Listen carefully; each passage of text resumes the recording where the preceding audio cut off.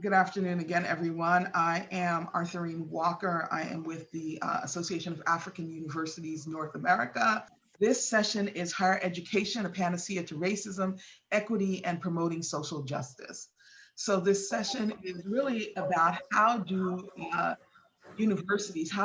colleges and universities work together to break down systems of racism. So not the kinds of things that we necessarily see every day that's one-to-one, but the kinds of things that are systemic, that are built into the systems, including some of the things that Professor Ampao was just talking about. So we want to make sure that we can, through this session, to not only be able to discuss these issues of systemic racism, but also to walk away with some ideas about what can we do if we come together as a diaspora across the globe to address systemic racism. So with that, I want to turn it back over to Gary Bledsoe, who is your moderator for this session, and he will take you through the session. Dr. Walker, thank you so much, and I'm really looking forward to a great conversation. We have some tremendous minds and some great movers and shakers that have made a difference in the world already and are continuing to make a difference. And I love the subject matter here. The subject matter is really important today, and that is about higher education and whether or not it's a panacea to addressing racism and matters of social justice. And I think that each one of the panelists will be able to speak to that issue in their time frame. One of the areas that we've talked about is there's frequently been a disconnect between the social justice community and the academic community, though sometimes individuals are in an advocacy role and in an academic role. And I know that some of the panelists do that as well. But one of the things we had wanted to do today was to kind of round out the idea of who should actually be on a panel. So we have not only brought in some of the greatest minds in academia who are well researched and knowledgeable about the areas of social justice and the need for upheaval of people around the world, but we've also brought in the head of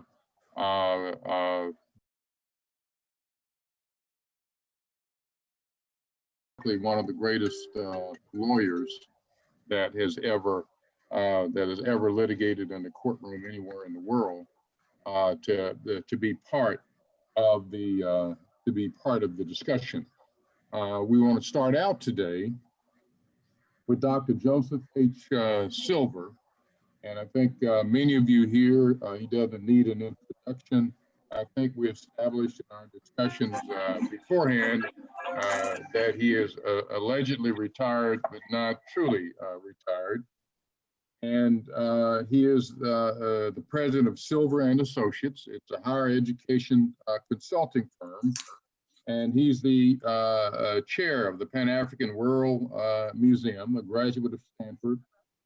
And he will discuss the divergence between other universities and HBCUs on addressing racism and social justice. I give you Dr. Joseph H. Silver. Thank you so much, Dr. Silver. We're looking forward to your remarks. Thank you, Attorney Bledsoe. I'm very delighted to be a part of this historic program. And as I look at the panelists, I see friends and associates from all over the world. And I want to make sure that we give time to everyone. So I know the time is limited, but I wanted to take a different approach. The question that we were supposed to ask is higher education the panacea for racism and social justice? And I want to argue both sides of the point.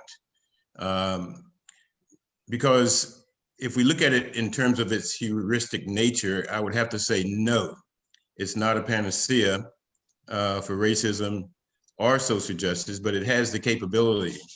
So I want to use the United States primarily as a case study for this because it sheds some light in terms of the position that I'm going to take. The basic position that I'm going to take is that higher education in the States is really a tool of the state. And so therefore we cannot look to them for solutions to problems that they created. And so when we began to think about this, it's really grounded in the history of our country. We know the years and years of slavery here in the United States, but also when the United States began to look at it in a different way, they grounded their response in the landmark case, Plessy versus Ferguson. But Plessy versus Ferguson did not do much to address the issues in higher education or any other aspect of the government or public life. It really simply sponsored, if you would, segregation. It made it so-called separate but equal. And those of us on the panel and those of us listening know that university I know Willie Gary is very fond of, and that's Shaw University. He was former chair of the board and board member there. But we know that early on, Shaw University was one of the stalwart universities where the students came together to begin to address this issue of social justice. We know people like Ella Baker, Julian Bond, Diane Nash, Bernard Lafayette, and Charles Sherrod, and what they did to create a movement to begin to make this system more accountable. But we can look to South Africa and look at what Steve Biko did as a student leader to begin to address the issues under the apartheid there. So I think that we can learn from people like John Lewis and Stokely Carmichael, H. Rap Brown, and those folk who sat in at A&T University. We know that the HBCUs produced student leaders who began to fight the injustices and to try to eradicate racism. When we think about Medgar Evers, we know that he went to Argonne State. When we think about Rosa Parks, she went to Alabama State. When we think about Stokely Carmichael, he went to Howard University. When we think about Martin Luther King, he went to Morehouse. We think about Roland Smith, who went to Bowie State. So when we begin to think about what is going on and think about what's going on now in the Me Too movement, Morgan State and Coppin State are leaders in that. We saw how the American system responded to the movement in the 1960s and 70s. We saw the massacre at South Carolina State. We saw the massacre at Jackson State. We saw the massacre at Kent State, where these students were standing up just asking for basic civil rights, basic social justice, and we saw what happened as a result of that. But what can colleges and universities do? First of all, as a consultant who goes around the country talking about how do you stay accredited, one of the first things I talk about is your mission statement. And if it's not in your mission statement, you're not really wedded to it. So what we could see is if these institutions began to put social justice in their mission statement. There's a small school in Nashville, the American Baptist College, that produced giants over the years like John Lewis and C.T. Vivian. They went to that school. But if you look at their mission statement, they have matters of social justice and being champion of social justice in their mission statement. And as a result, you see them doing good work. What I'm advocating is that we need to impress upon the higher education systems to make sure that social justice is a part of their mission statement.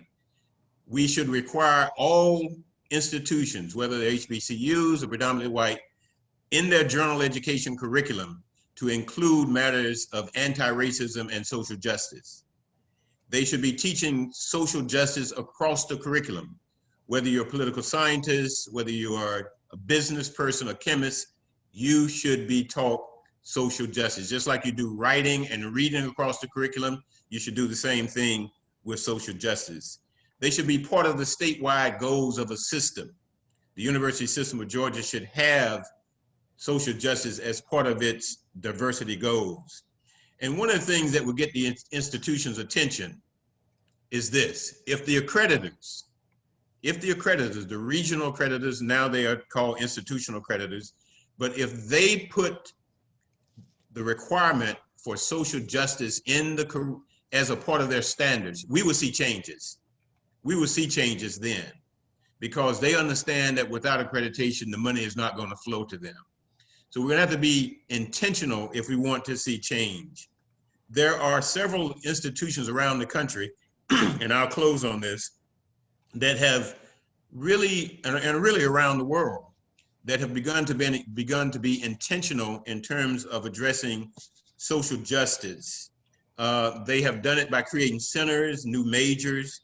Say for an example, Spelman College has a social justice fellows program.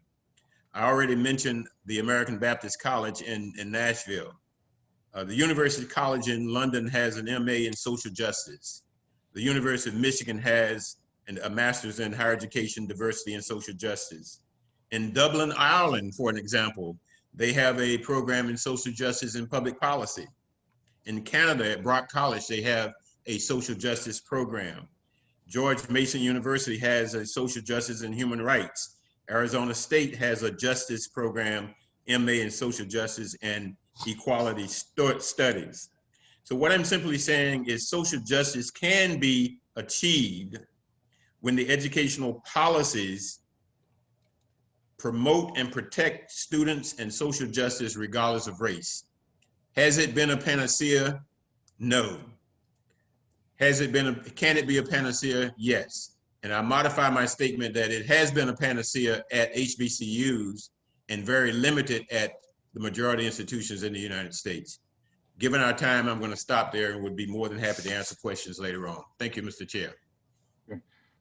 Thank you so much, Dr. Silver. That was really outstanding. And I know that Dr. Rodriguez has captured those warm remarks, because I'm sure that everyone would like to take a look at those and get those in great detail. I took a lot of notes myself, and I'm particularly interested in those institutions that you described that are being affirmative in their engagement of addressing social justice matters. And I was really intrigued about the George Mason matter, and I can mention that to you later, but that was really great. And, you know, Dr. Rodriguez and I are here at Texas Southern, and we have included in our mission statement social justice. I think that's really kind of an important comment that you've made there. Thank you so much. That was tremendous. Now, our next speaker will be my good friend for many years, Derrick Johnson, who's the new CEO for the NAACP. We heard Dr. Silver talk about the importance of historically. Dr. Rodriguez? If you're not speaking, could you please put your phone on mute? Yeah, Dr. Rodriguez? Okay, Thank you. Okay, thank you. Yeah. Okay. Dr. Silver mentioned the idea about what great leaders that HBCUs have brought to us. Derrick Johnson is a graduate of Thurgood College, an HBCU in Mississippi. He's the distinguished alum of that university and a graduate of South Texas College of Law. He is an out-of-the-box thinker, living in a red state. He probably didn't want me to tell the story. Living in a red state like Mississippi, he looked at a situation where they had an individual who was overtly kind of a Klan member and someone who was conservative who they could actually talk with. And even though African-American voters are typically Democratic voters, he was able to talk a large number of voters to move over into the Republican primary and elect Thad Cochran, who is a lot more someone they could actually talk with, and that there were several important votes that Cochran did give us on major issues. So that just shows you how Derrick Johnson thinks out of the box. He did that when he was the state conference president there. Since taking over the NAACP, we've seen really incredible changes with the Image Awards. We've seen great partnerships, as I mentioned earlier, with Robert Smith, Beyonce, Oprah Winfrey, etc. We've seen the creation of a new partnership with CBS, where we're actually going to be producing shows and taking that into a new realm. And Derrick has the idea, Mr. Johnson has the idea of engaging in really good and affirmative litigation in ways maybe the NAACP has not done in the past. And he's led a delegation to Africa, trying to improve relations that we have in this country with our brothers and sisters on the continent. So he's really moving the NAACP into a new direction. I think I've heard folks say about him that now this is not your mom and dad's NAACP. It's a new NAACP. So let's please welcome Derrick Johnson, who is a child of HBCUs. President Johnson. Thank you, Dean. Thank you, Dean Bledsoe, and good afternoon to all of the viewers of this Zoom. I will be brief. Derrick Johnson, as Gary just mentioned, President and CEO of this 111-year-old organization founded by a group of Africans living in America struggling for their citizenship. Those individuals, William Monroe Trotter, VBDubois, Ida B. Wells, and others, called for a meeting to address the question of race, the caste system that had developed in this country and continue to evolve as we sit here today. And one of those individuals was also the founder of what we now know as the Pan-Africanist movement, VBDubois. And it's important for us to recognize that reality, because the African diaspora balkanized and subjected to many of the pervasive exploitations across the globe, whether it's in America, whether it's on the continent in Brazil or the Caribbean. We must open up lines of communications to understand what's confronting us, but also understand the opportunity that we have collectively. Any of us who began to see ourselves as a nationalized community, we lose the clear sight of the global opportunity that's in front of us. Being from Ghana or Nigeria is no different than being from Detroit and Chicago. We are all one African people who live across the globe. With that said, the NAACP, an organization that's more of a conglomerate than we are an organization, operating 2 501c3s, 2 501c4s, a for-profit arm, an entertainment arm, but most importantly, we serve as an NGO to the United Nations. And it's in that space that I want to make sure we really leverage in this moment. It is in that space that we began to partner with the African American Institute, and we held a reception, and from there began to build relationship with many of the ambassadors from the African and Caribbean nations. And as a result of that, taking a delegation of close to 300 people to Ghana on last year for the year of the return, but we really started that journey trying to figure out how do we expand our ability to project images of who we are as a people. Our Image Awards platform is something that we're going to continue to explore. How do we have an Image Awards Africa? How do we build content through our relationship with CBS Studios to start producing shows to show the dynamic and the diversity of who we are as an African people? It is really interesting when someone asked me early on last year to say, well, why would you be involved with trying to expand NAACP globally? And my response was simple. We are a global people. We are a global community. Our economy is global. Our policies are impacting globally as policies are impacting us globally. And so if we're not thinking beyond the borders of a nation, we will miss an opportunity. So it is a pleasure for me to be a part of this conversation. It's an opportunity for all of us to figure out how do we truly leverage the uniqueness we bring to the table as an African people. And I tell anyone, we have to do away with tribalism. The best thing I've seen on the continent in reviewing history is what Julius Nyerere did in Tanzania. He had everybody to understand that they're Tanzanian first before they become their tribal self. And out of that, we've seen Tanzania go through iterations of peaceful transitions. One of the richest countries on the globe, although undeveloped, it is the richest, despite the metrics other people give us. And it's rich because the people see themselves as Tanzanian first. We must begin to see ourselves as African first. that's important. As a diaspora, we begin to see ourselves as African first, so we can resist the global phenomena of being exploited for cheap labor, to be exploited, to leverage our intellectual capital from being exploited, from raping the property and the land that we come from. So thank you for this opportunity, and I look forward to the conversation. Thank you. President Johnson, thank you so much. There's a wonderful slogan, being African first. I think it truly goes along with our theme. And I know that I think your point about our unity will help us with leverage everywhere. And I know that leverage is one of those things that you've been known to use on networks and others, whether we're talking about buying strategies and things of that nature. So I think that all should be part of the discussion.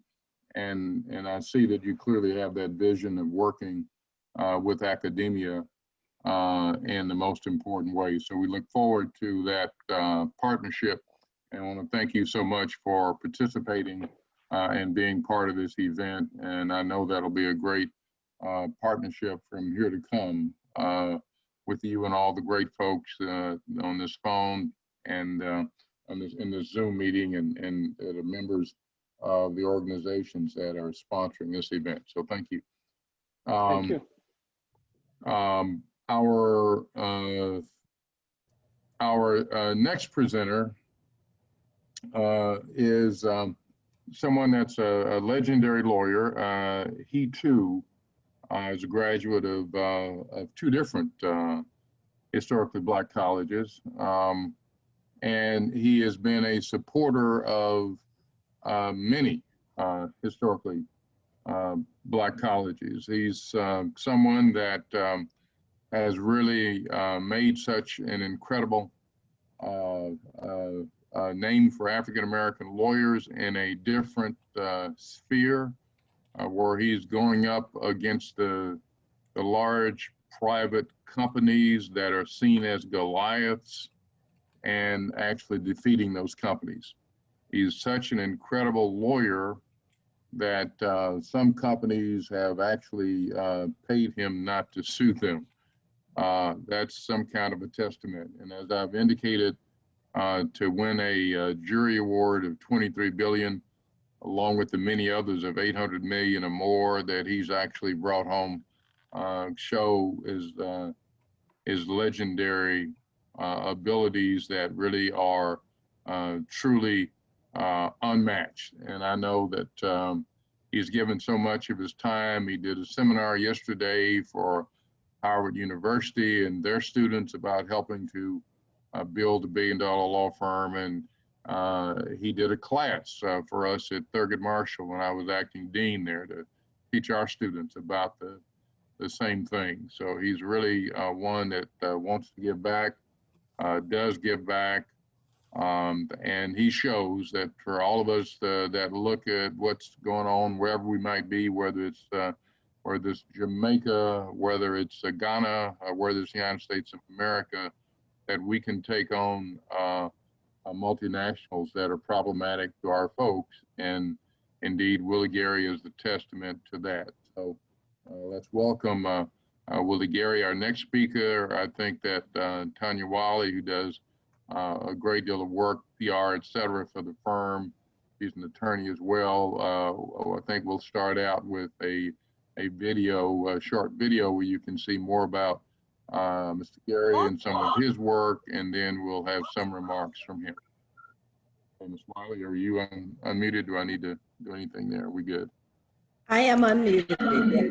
Great, thank you, thank you, thank you. Well, first of all, let me just thank my brother and my friend, Gary Bledsoe, for inviting me to this. We can barely hear you. Let me just thank you for inviting me to this conference and giving me an opportunity to meet some fine people. Some I know, some I didn't know, and it's always good to make new friends and people that are about making a difference. So and I want to say to Derrick Johnson, head of the NAACP worldwide, Thank you for just being you, and thank you for making the difference that you're making throughout the world. And I'm glad to be a part of a team that that's going to do some litigation together within NAACP all over the nation and the world. So this meeting was only fitting that we come together. I want to thank Tanya for bringing together this presentation. She's in the marketing business, and when it comes to marketing, she really is the best of the best. There's no doubt about that. And to all my friends and colleagues from the Association of African American Universities.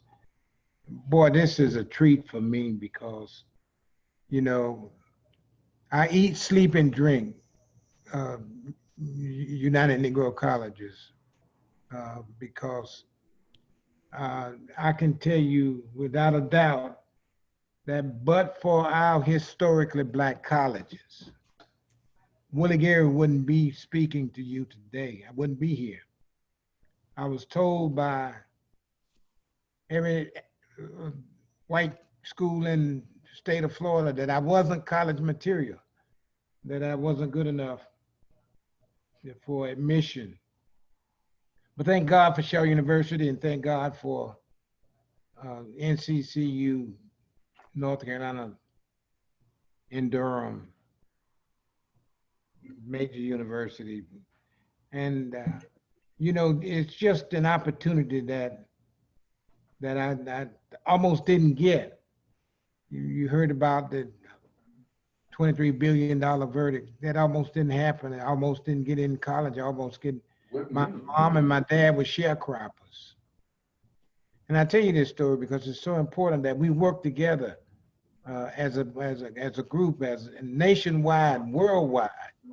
We're in this together. Come back on? No.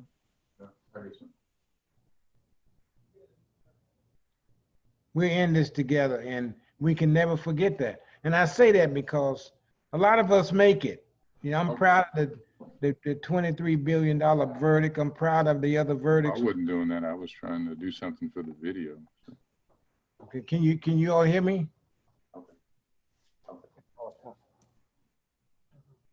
So you just got to go back to gallery view. See, it's on gallery view there. Yes, we can. Okay, can you see me now?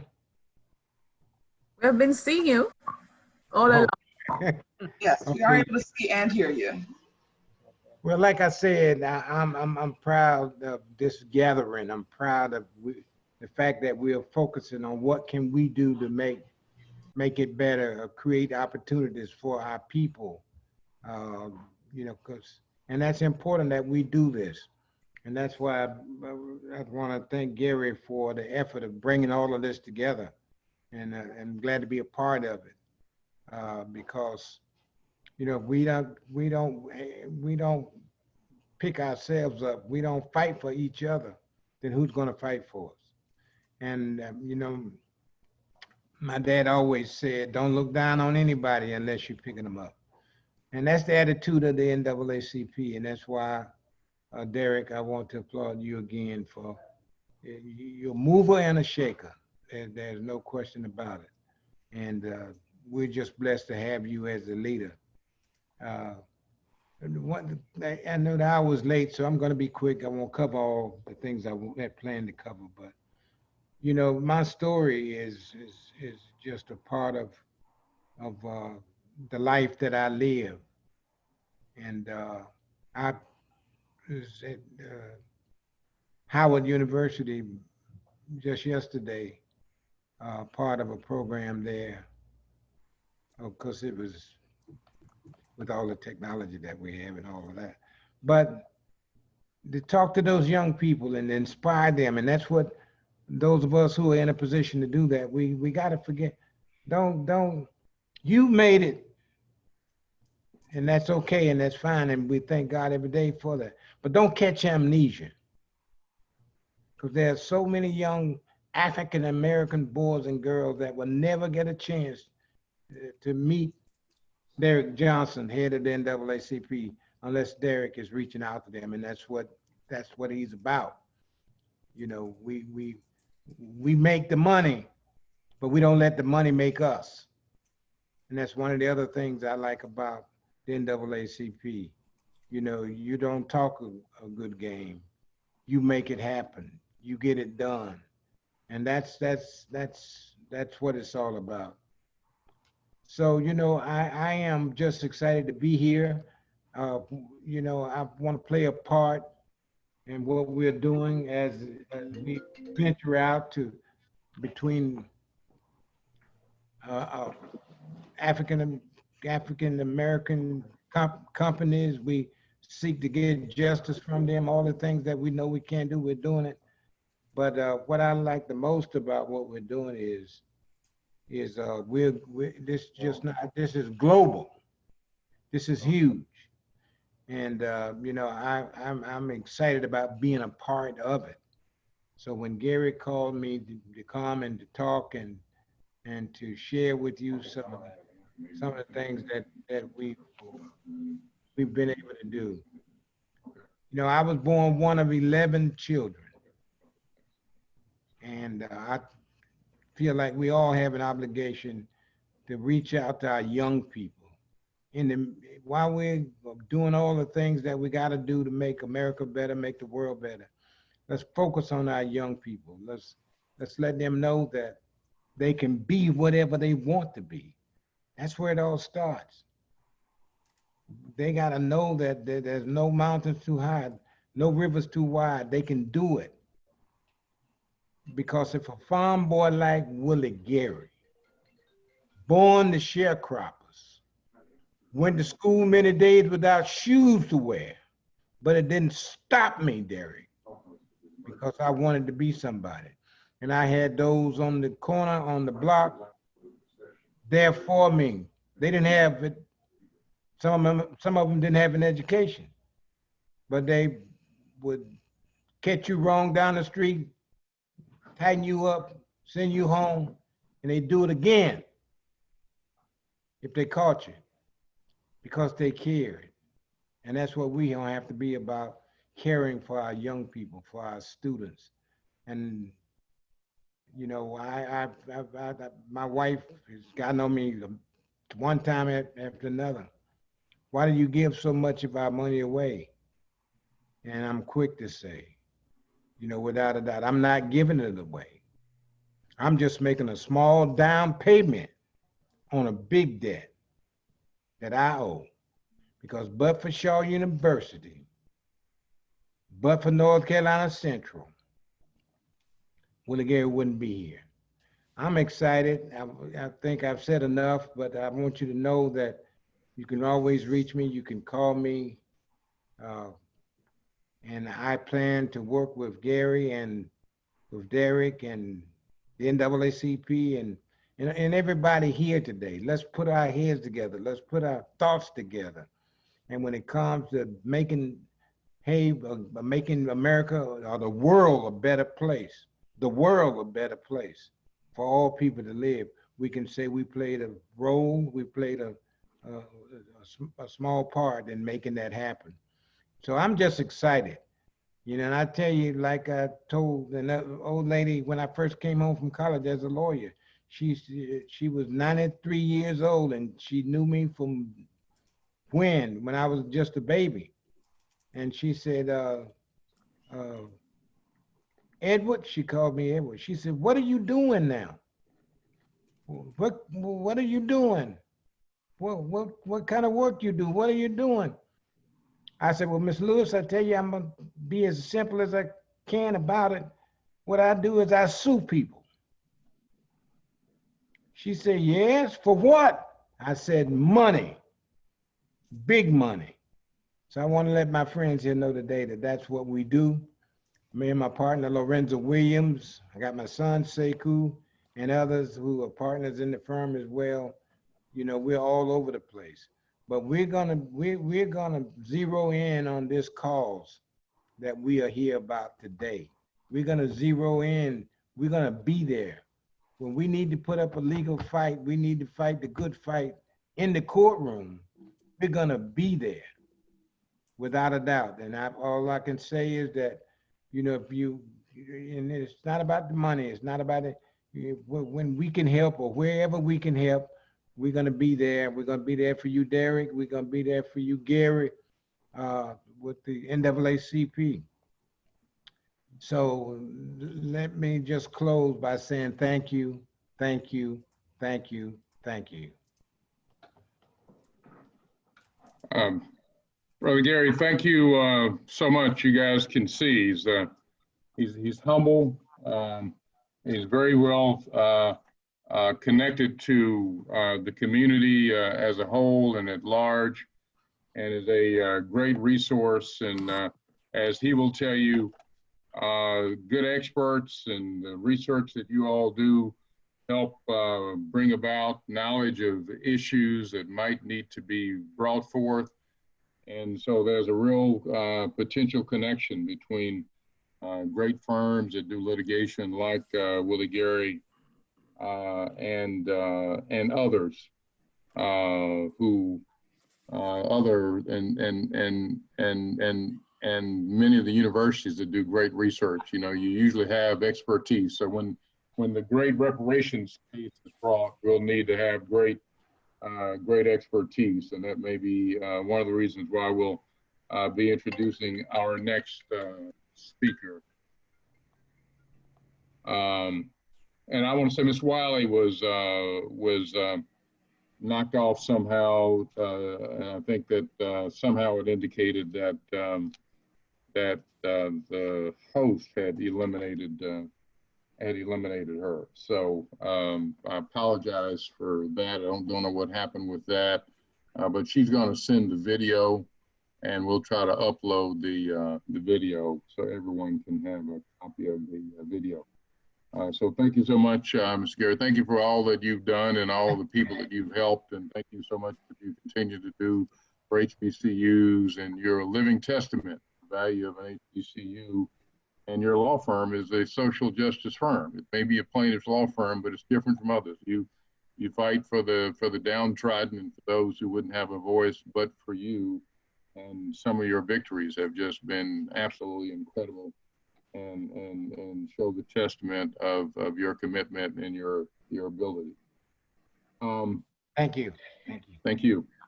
Dr. Vereen Shepard is going to be our next presenter. And she's a social historian.